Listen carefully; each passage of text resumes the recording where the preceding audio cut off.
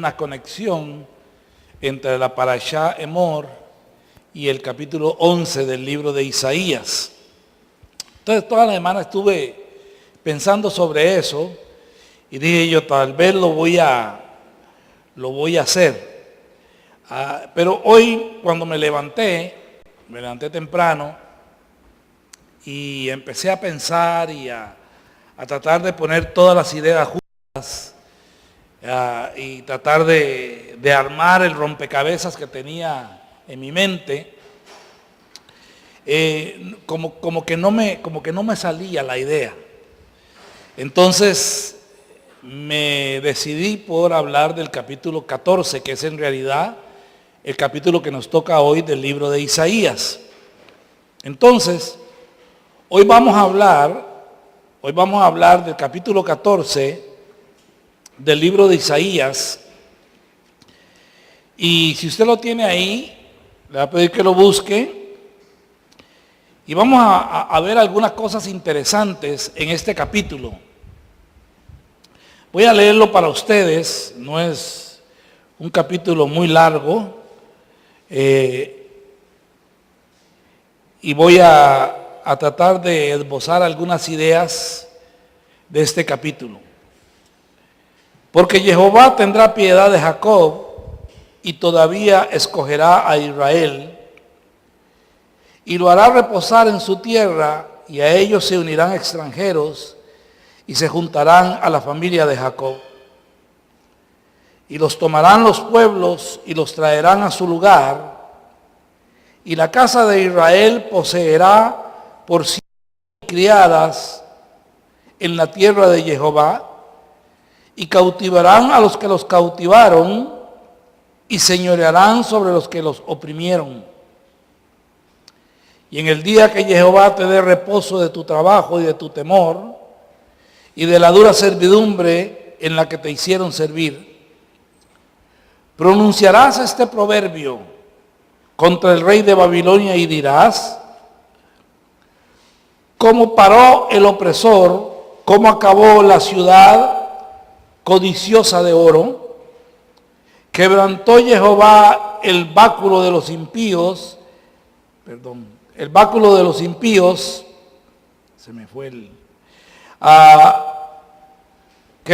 Jehová el báculo de los impíos, el cetro de los señores. El que hería a los pueblos con furor, con llaga permanente, el que se enseñoreaba de las naciones con ira y las perseguía con crueldad. Toda la tierra está en reposo y en paz. Se cantaron alabanzas.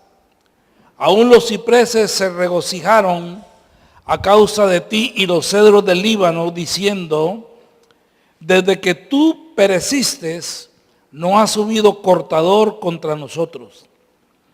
El Seol abajo se espantó de ti, y despertó muertos que en tu venida saliesen a recibirte, e hizo levantar de sus sillas a todos los príncipes de la tierra y a los reyes de las naciones. Todos aquellos darán voces y te dirán: tú también te debilitaste contra nosotros y llegaste a ser como nosotros.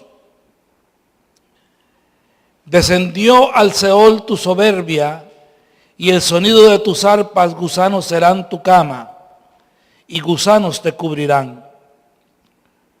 Y este es uno de los versículos no más controversiales, pero favoritos de algunos. ¿Cómo caíste del cielo, lucero, hijo de la mañana? Cortado fuiste por tierra, tú que debilitabas a las naciones. Tú que decías en tu corazón: subiré al cielo, en lo alto junto a las estrellas de Dios levantaré mi trono, y en el monte del testimonio me sentaré, a los lados del norte. Sobre las alturas de las nubes subiré, y seré semejante al Altísimo.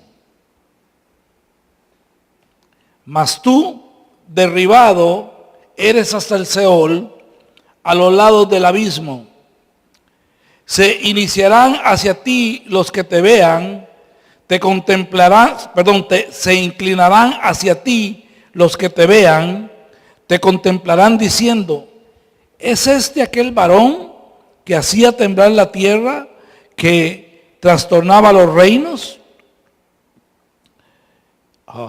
Perdón, pero algo me pasa con el teléfono y esta Biblia está difícil.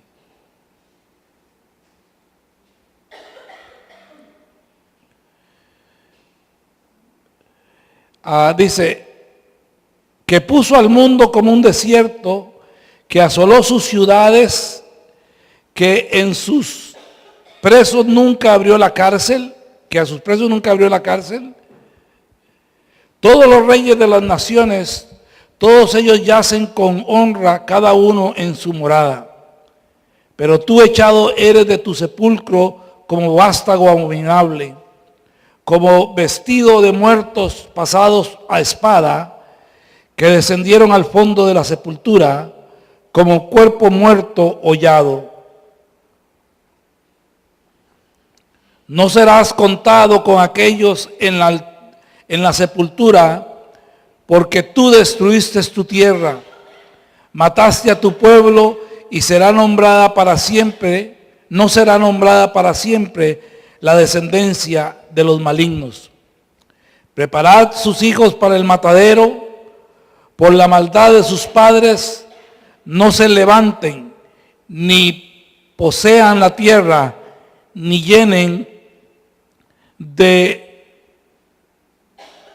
ciudades la paz del mundo.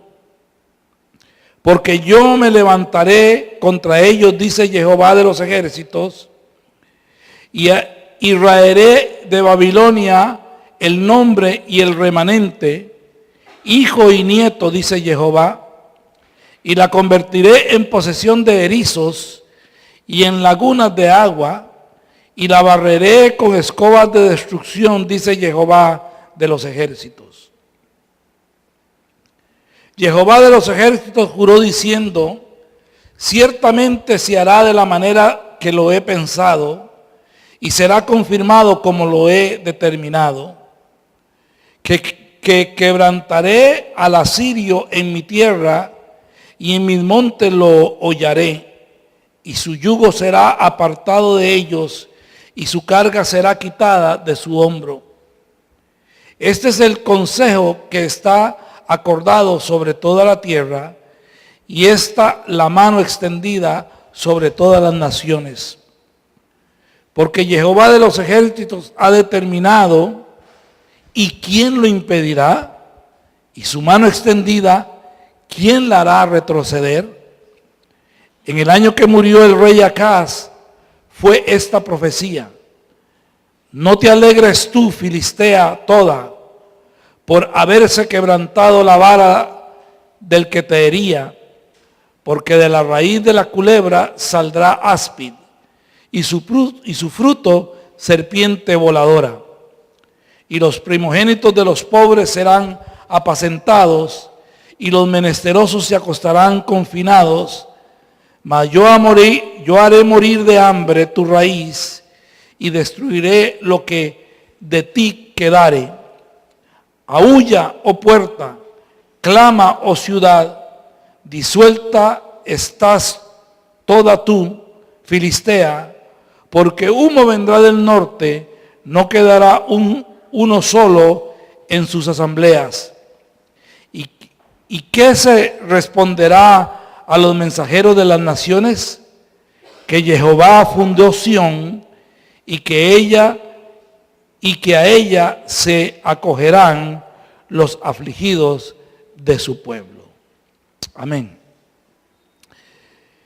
El capítulo 14 de Isaías en realidad es una continuación, lógico, del capítulo 13, pero de la profecía del capítulo 13, déjeme decirlo así. Entonces, es muy difícil separar lo que Sonia nos enseñó de lo que podemos aprender en esta tarde también. Es una continuidad. Sigue hablando Dios contra la nación de Babilonia. antes de ir al centro de la enseñanza, me gustaría tocar algunas pequeñas cosas, sin mucha profundidad, para no aburrirlos. Pero sí, para que pensemos, no tiene que pensar como yo, pero para que usted también use su cerebro. Primeramente, como les dije, el versículo 14,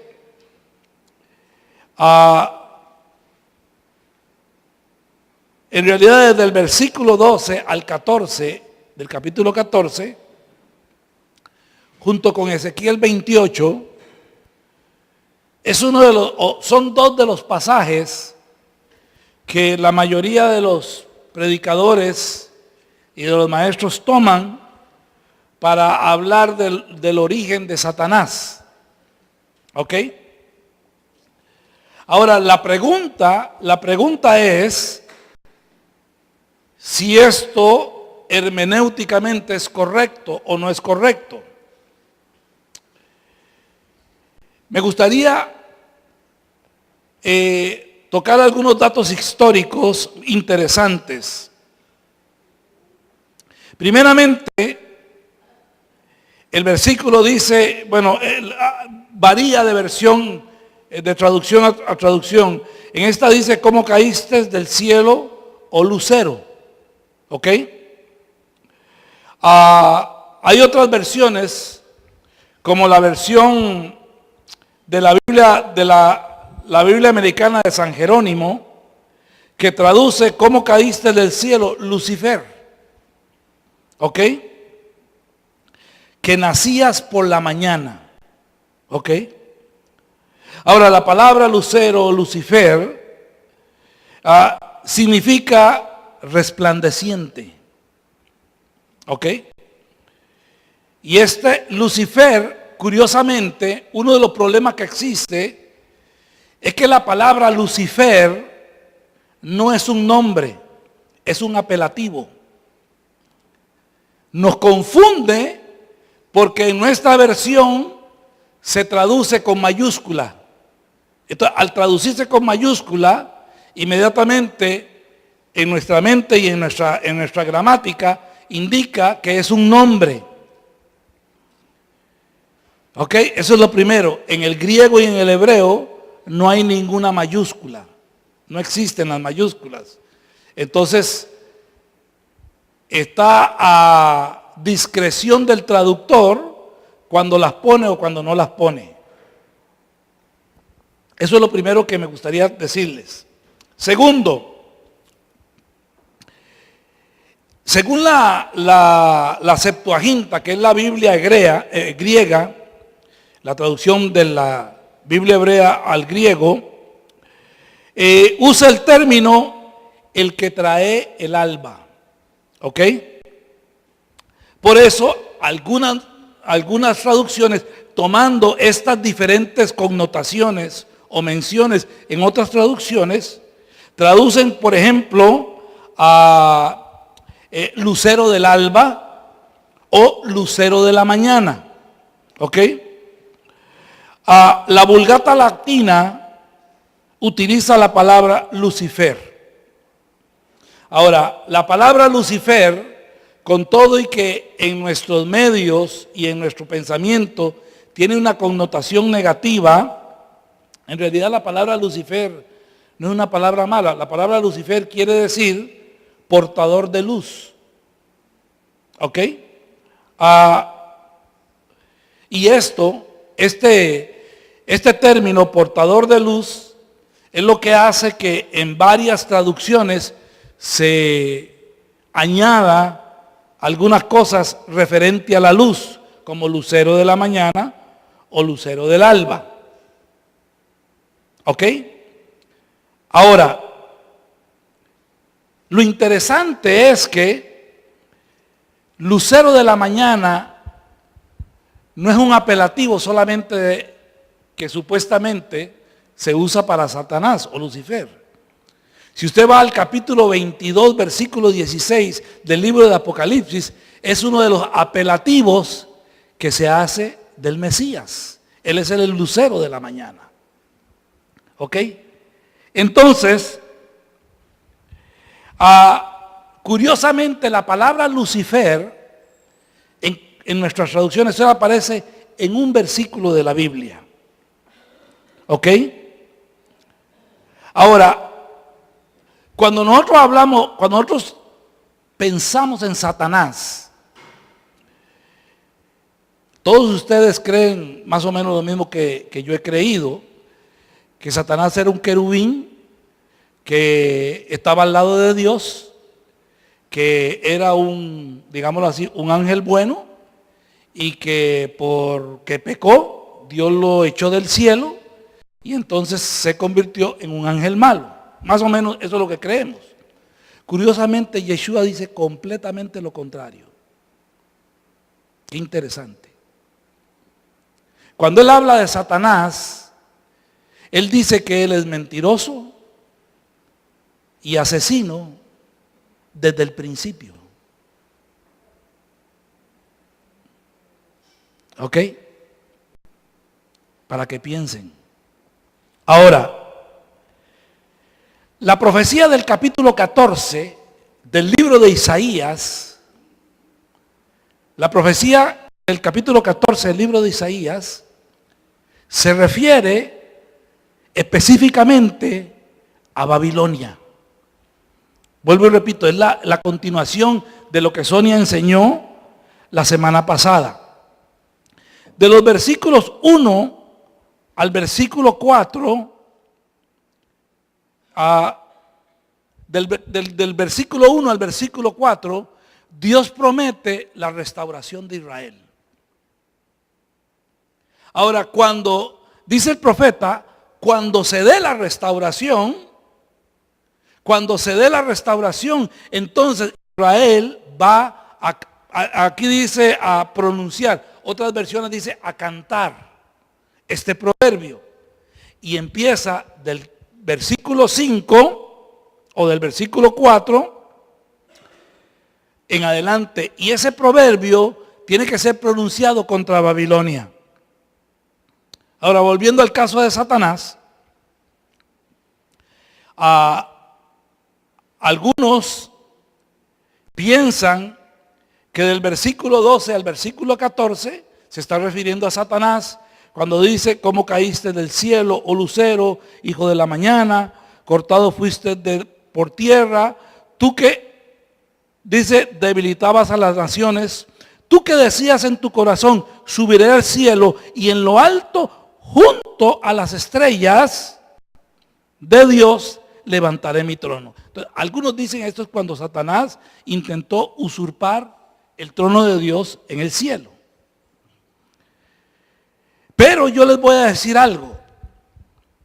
Eso es lo que usted y yo leemos en el texto, no es lo que el texto dice.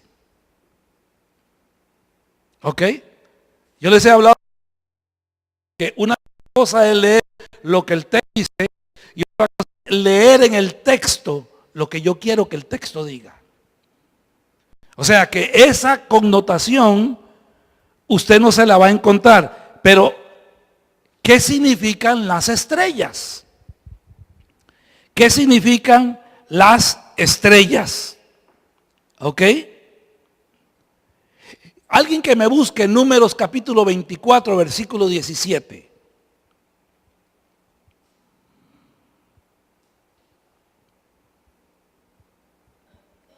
Y me lo lea fuerte.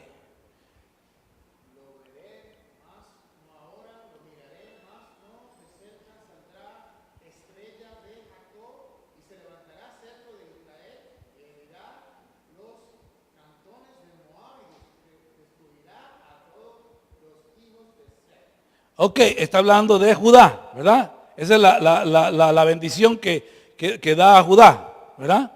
Entonces, ¿qué es lo que surge de Judá? Dice, estrellas. ¿Ok? ¿Qué son las estrellas? Las estrellas son los reyes, los gobernantes, porque dice, habla del cetro, de la autoridad. ¿Ok? Entonces, cuando Isaías habla de que este lucero de la mañana dice que dijo, subiré, tú que decías en tu, subiré al cielo junto a las estrellas de Dios. Nosotros tenemos que tomar en cuenta una cosa. El lenguaje alegórico, no necesariamente literal, aunque hable de cosas literales. Ejemplo, cuando Juan tiene la visión en el Apocalipsis, cuando Daniel tiene la visión de Nabucodonosor, ¿qué es lo que ve Daniel? Daniel ve una estatua con diferentes materiales hecha la estatua. Luego Daniel y también Juan ven un dragón con 7 cabezas, ven esto, o sea, ven toda una serie de, por decirlo de alguna manera, animales raros que son parte del vocabulario profético para poder ilustrar algo que va a acontecer, algo que Dios quiere hacer, ¿ok? Ahora, algunos rabinos dicen esto: Jerusalén está en el monte de Sión, ¿verdad? Ok, ahí está Jerusalén.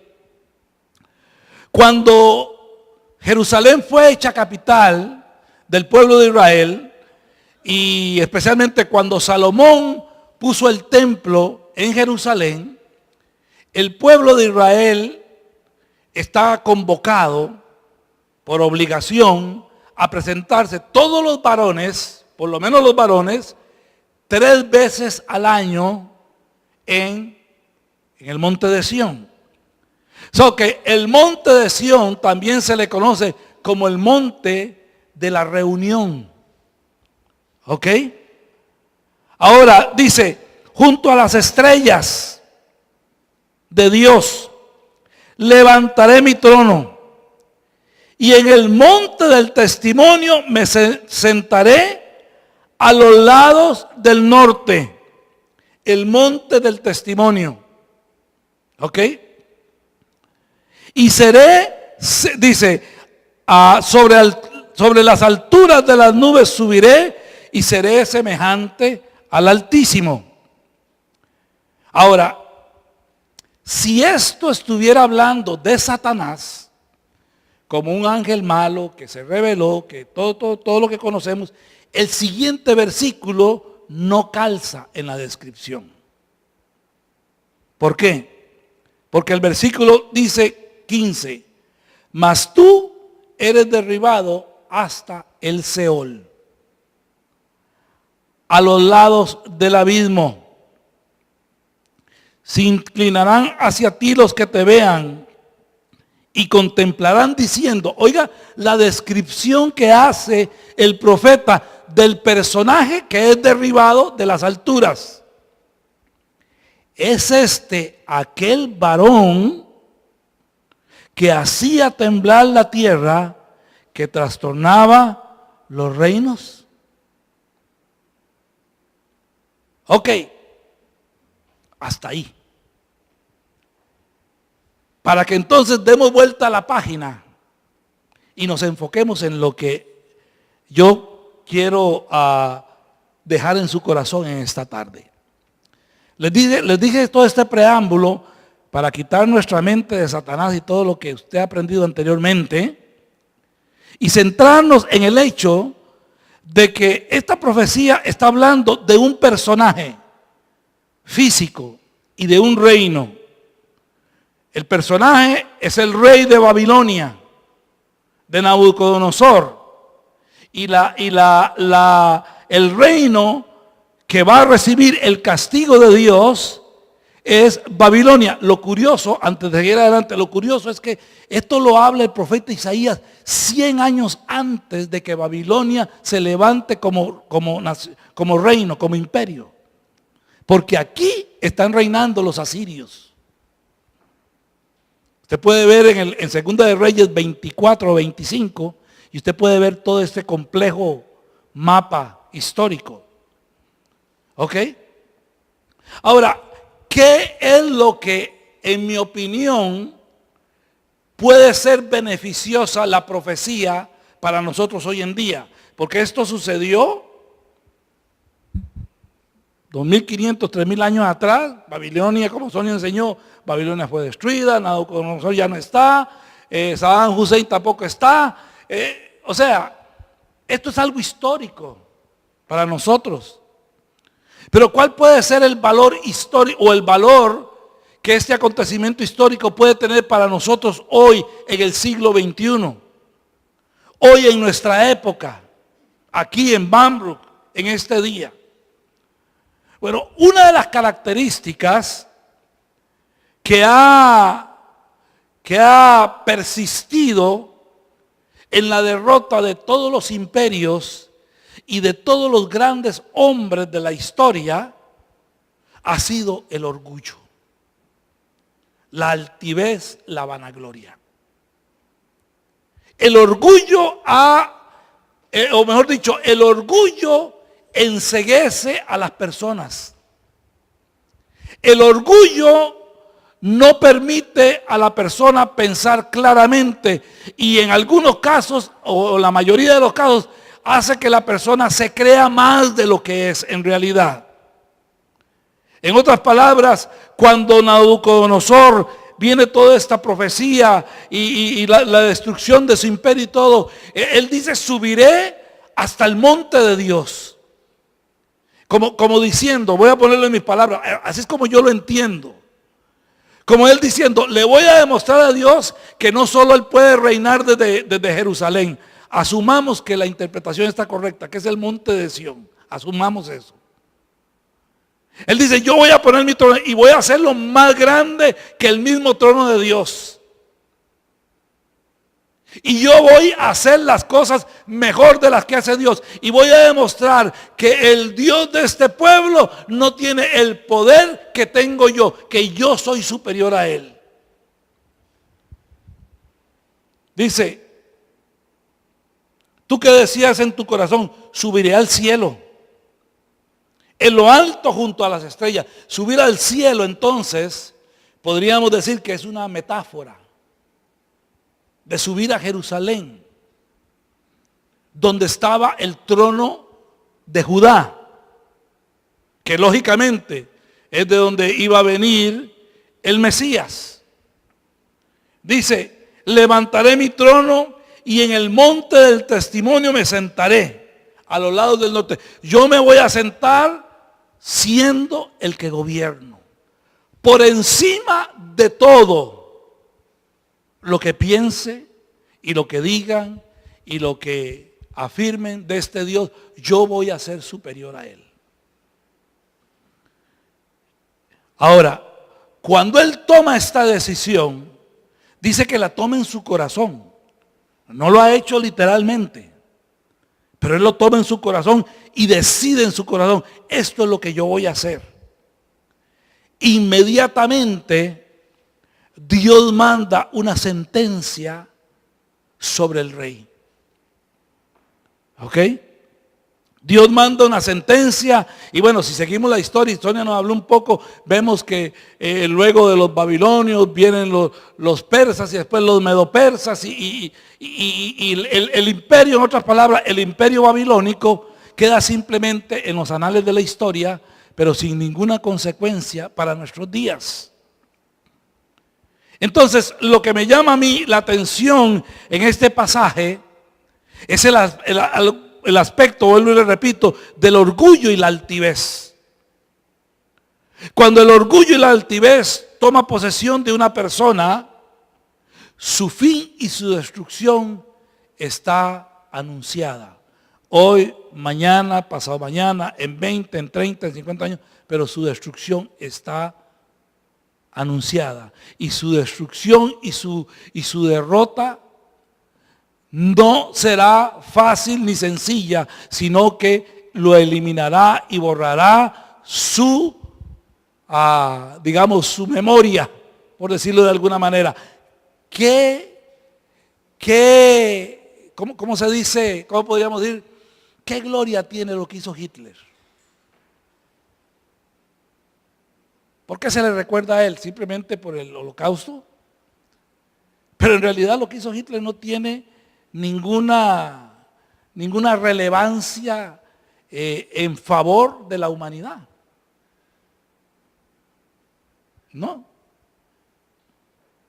El orgullo y la altivez nos hacen venir a pensar de que nosotros somos mejor que Dios, o que nosotros podemos hacer las cosas mejor que Dios, o que nosotros podemos robarle la vuelta a Dios. Si nosotros vamos a la historia de la estatua, vemos que la cabeza que representaba el imperio babilónico era de oro. O sea, algo resplandeciente, algo majestuoso. Mas sin embargo, la sentencia de Dios es que erizos y chacales y lagunas era lo que iba a quedar de este esplendor de Babilonia. Me viene a la mente cuando pienso en la altivez, en el orgullo, en la soberbia, el mismo Caín.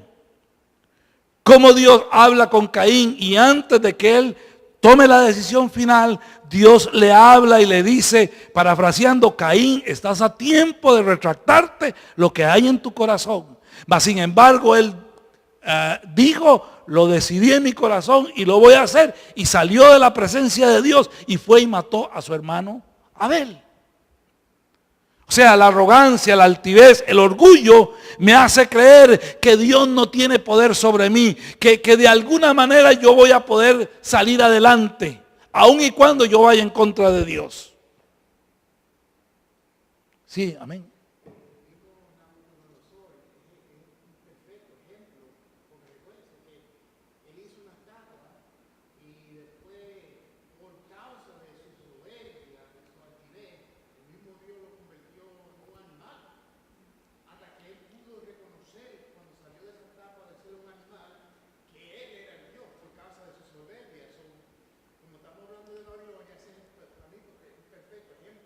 Correcto, correcto. O sea, la altivez, que él decía que Nabucodonosor se paseaba por los corredores reales, ¿verdad? Por los jardines.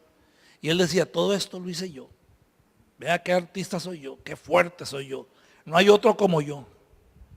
¿Verdad? Él se jactaba no solamente de su poder, sino que él se jactaba inclusive de su misma crueldad.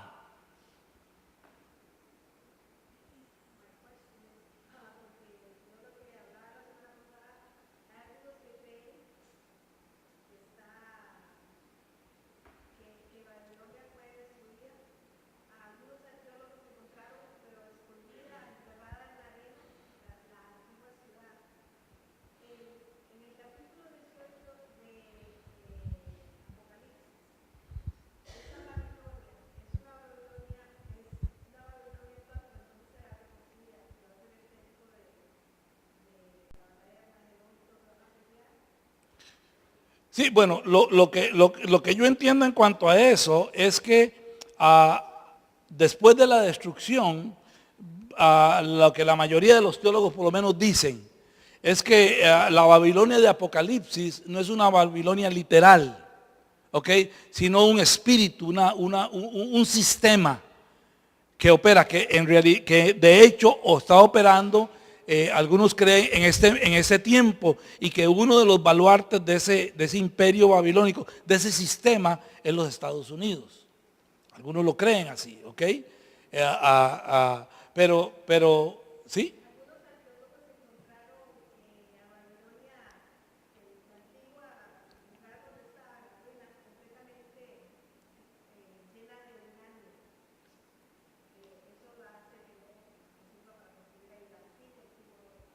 Ok, ¿verdad? Entonces es interesante, pero lo que hay mucha tela que cortar, como dicen ahí, ¿verdad? Pero lo interesante es cómo este rey se levanta en contra de Dios, enfrenta a Dios, y en su arrogancia y en su altivez dice: yo voy a subir hasta el mismo trono de Dios. O sea, él haciéndose aún inclusive mayor que Dios.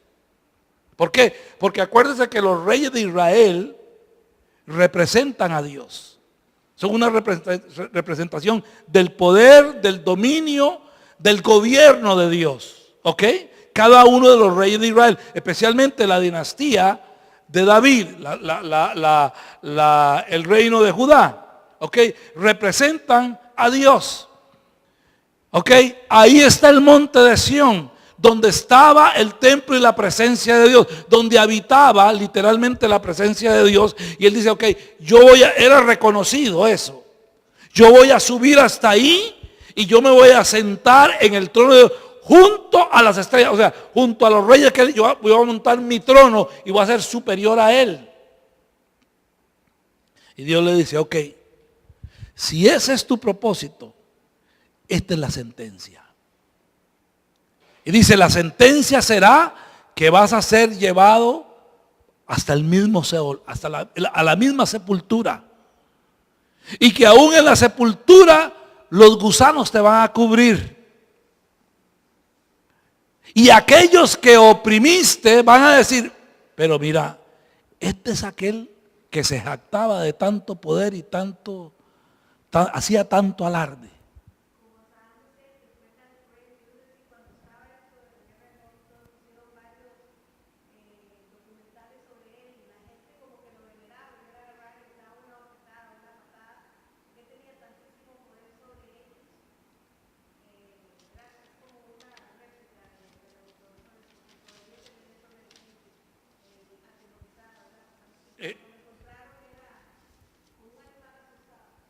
Exactamente.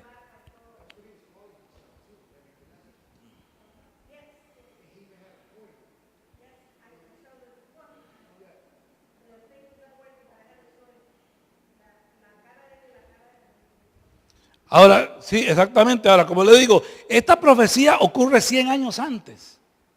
Porque en realidad Babilonia desciende de Asiria.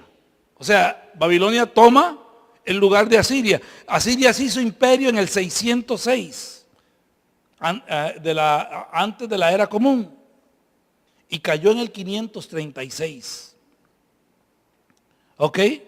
En otras palabras, como le digo, que Isaías profetizó el levantamiento y la caída de Babilonia 100 años antes. ¿Ok? Ahora, fue tan detallado la forma como Isaías describió el imperio babilónico, que fue tan impresionante para el pueblo de Israel, que era casi como increíble lo que Isaías estaba describiendo. Pero Dios nos da una muestra de lo que puede suceder con una persona que Él le permite, porque Dios es el que permite. Es más, Dios usó a Siria, usó a Babilonia como instrumento de su castigo contra Israel. Y en lugar de reconocer este aspecto, estos reyes, estos imperios, la soberbia no les dejó ver más allá de su nariz. Y se levantaron contra Dios. Pero así como subieron, así de la misma manera, Dios los hizo caer y los borró de la historia completamente.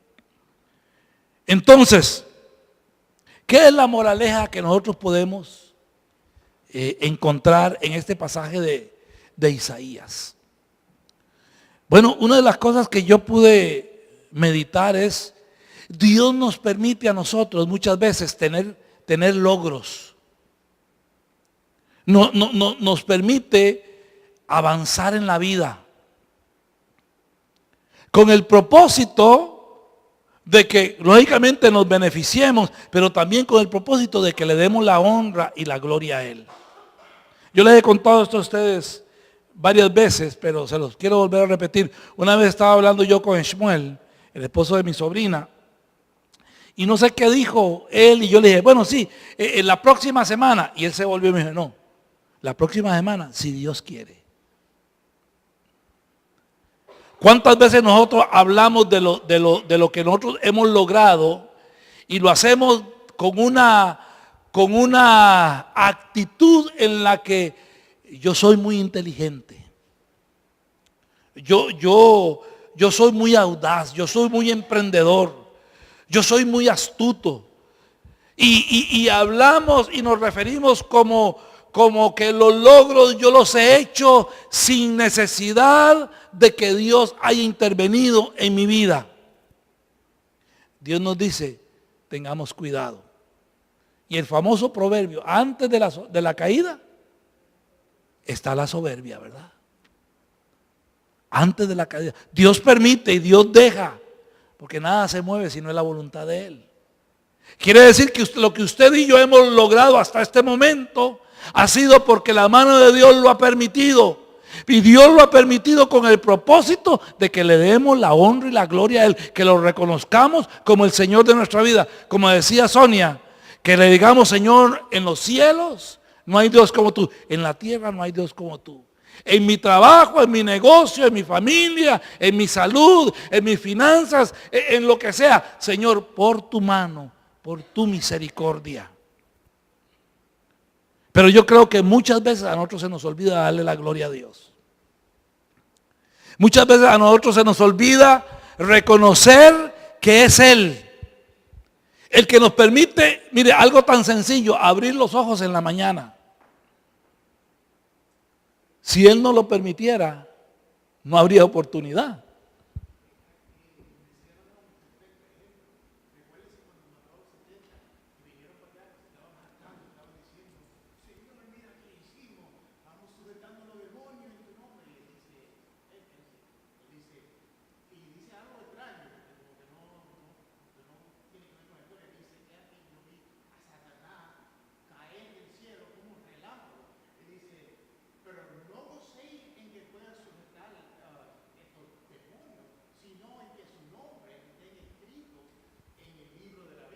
Amén, amén. ¿Por qué? Porque porque que el nombre esté escrito en el libro de la vida es por la misericordia de Dios.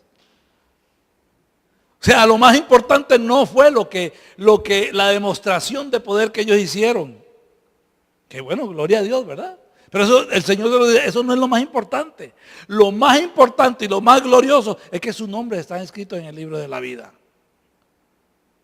Yo siempre que me despierto, desde que escuché una enseñanza de Skip Moen, yo siempre me despierto con la expectativa, Señor, me dejaste abrir los ojos hoy, ¿qué irás a hacer? ¿Cuál será el propósito? ¿Qué tendrá Dios para este día? Y al ir cayendo el día y cayendo la tarde y llegando la noche, cuando me acuesto, le digo, bueno, Señor, ¿qué hice hoy con esta oportunidad? ¿Qué hice con esta oportunidad? Entonces, hay un pasaje que dice que reconócelo, que reconozcamos al Señor en todas las cosas, aún en lo que nos parece mínimo, insignificante, porque es gracias a Él que usted y yo estamos aquí en este día. Hablábamos el viernes en la apertura del Shabbat y yo les decía que mire cómo es la misericordia de Dios. ¿Cuántas millones de personas no han escuchado el mensaje de salvación y lo han dado media vuelta y lo han rechazado? Usted y yo tenemos el privilegio de que hoy en día gozamos de que el Mesías vive en nuestros corazones, de que nuestro nombre ha sido escrito en el libro de la vida, de que hemos sido lavados con su sangre, de que con más o menor, sabiendo mucho, sabiendo poco, entendiendo hebreo o no entendiendo, independientemente de eso, podemos coger la Biblia y podemos leerla y podemos relacionarnos con los pasajes de la Biblia y por lo menos entenderlos a un nivel, esos pasajes, y podemos aplicarlos a nuestra vida. ¿Cuánta gente coge la Biblia y dice, ay, mire, yo no leo la Biblia porque me da dolor de cabeza? Yo no leo la Biblia porque me da sueño. Y usted y yo tenemos el privilegio de poder tener el mensaje de Dios en nuestras manos. Y óigalo, como le digo, a cualquier nivel que sea, mucho, mediano, poquito, a cualquier nivel, tomar el mensaje de Dios y entenderlo. Saber que es Dios el que está hablando, solo por su misericordia y por su amor. La altivez del rey de Babilonia hizo que él, oiga, descendiera al sepulcro sin gloria y sin trascendencia. Ya está. Pasó. Vuelvo y repito, ¿qué aprendemos o qué, en un sentido, qué beneficio tenemos de Babilonia? Nada, de Nabucodonosor, nada. Una historia que sí fue un pueblo, una nación, un imperio. Punto. Pero cuando usted oye, por ejemplo, la historia de Abraham, ¿cómo ha impactado la historia de Abraham, su vida y la mía? Bueno, a través de él vino una descendencia y a través de su descendencia vino el Mesías y a través del Mesías hoy tenemos salvación. Un hombre allá en un lugar en el desierto, Dios lo llama, lo reconoce y su vida impacta las generaciones por la eternidad. ¿Por qué? Porque se atrevió a darle la gloria y reconocer que era Dios el que estaba guiando su vida, el que lo estaba llamando. Nabucodonosor, en su orgullo y en su falacia, en su soberbia, dijo: todo esto lo he hecho yo, todo esto, nadie me ha ayudado, yo soy el hombre más poderoso. Nadie tiene que, es más, yo voy a demostrar que soy más poderoso que ese Dios de los hebreos y voy a coger mi trono y lo voy a poner en lo que ellos mismos llaman el monte de Dios. Ahí mismo lo voy a poner, en las alturas, más grande que el de ellos. Y dijo el profeta, o dijo Dios por boca del profeta: ¿sabe qué?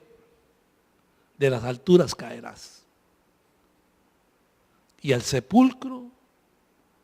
¿Y sabe que por qué le llaman Lucifero, Lucero o resplandeciente al rey de Babilonia? Porque es una mofa, es una burla. Es una burla. O sea, ese término usado aquí se usa después de que él cae. Después de que Dios lo derriba de su altivez. Es como burlándose de él. ¿Por qué? Porque Dios resiste a los soberbios y da gracia a los humildes. Entonces, mi moraleja en esta tarde, en este capítulo 14 del libro de Isaías, es: aprendamos a ser humildes. Aprendamos a ser humildes. Aprendamos a reconocerlo a Él en todos nuestros caminos. Dice la palabra: y Él enderezará nuestra senda. ¿Sí?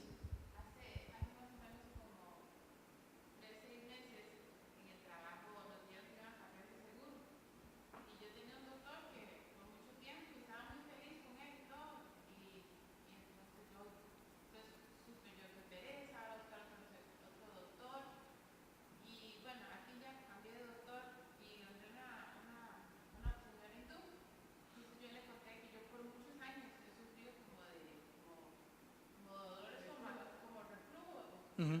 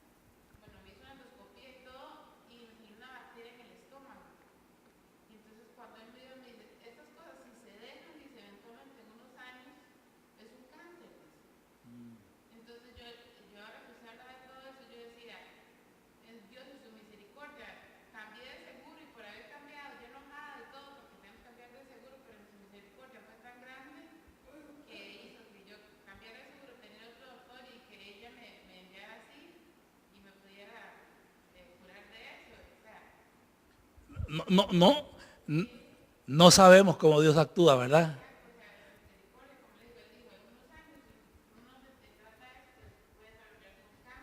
Claro.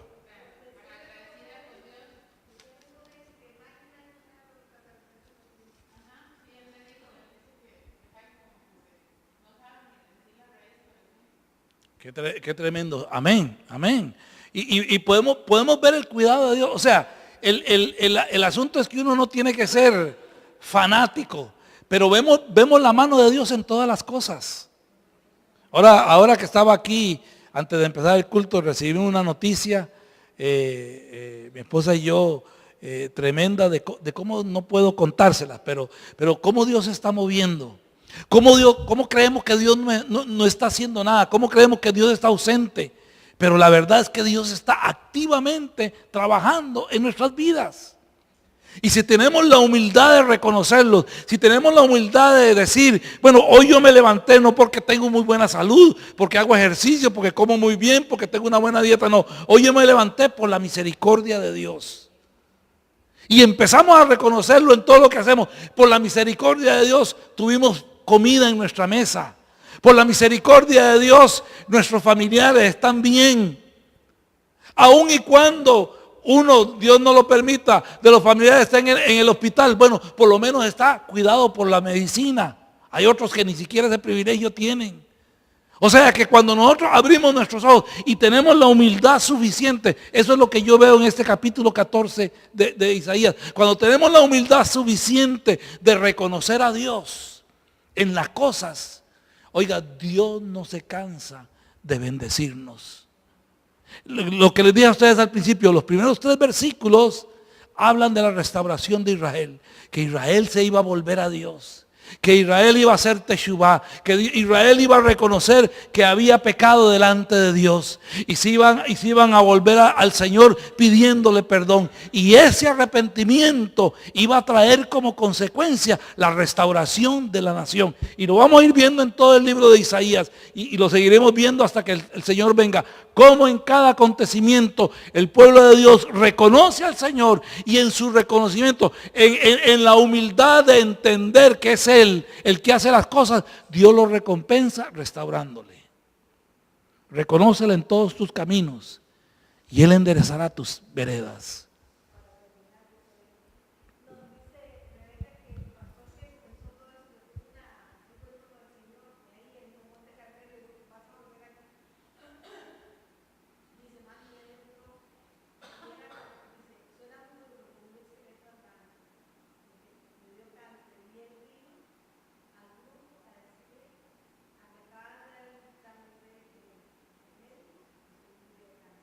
Amén.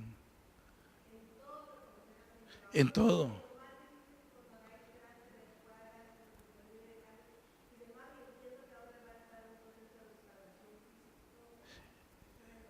Amén. Amén. Mire, el que estemos aquí, este grupo, por la misericordia de Dios, nos ha dado una casa donde reunirnos, donde poder venir a estudiar la palabra del Señor.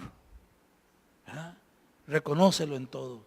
Así es que mi hermano, mi consejo para esta tarde es reconozca al Señor. No permita que la altivez ni el orgullo llenen nuestra vida, su vida ni mi vida, sino que siempre, siempre volvamos nuestros ojos al Señor. Démosle a Él la honra y la gloria. Veremos grandes resultados. Padre, te damos gracias y te bendecimos en esta tarde por tu palabra, Señor. Porque una vez más tú nos hablas, Señor, el orgullo puede llegar a destruir nuestras vidas. Señor, a apartarnos, Señor, completamente de ti.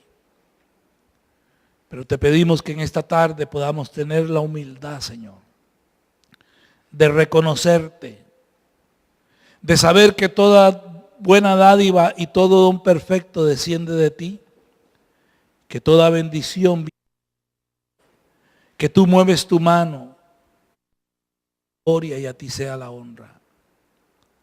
Señor, en esta tarde yo pongo a cada una de las familias, de las personas, Señor, que han estado al alcance de mi voz, que hemos estado meditando en este pasaje.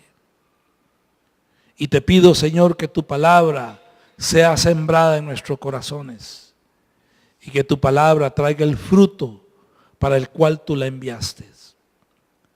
Padre, que cada día te reconozcamos más. Como dijo Juan, Señor, es necesario que tú crezcas y que yo mengüe.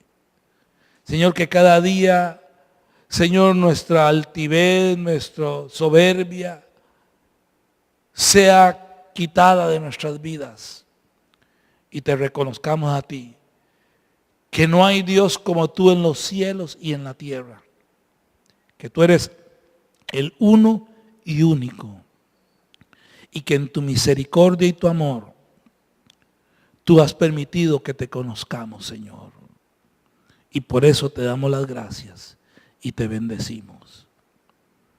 Amén. ¿Dónde toca este miércoles?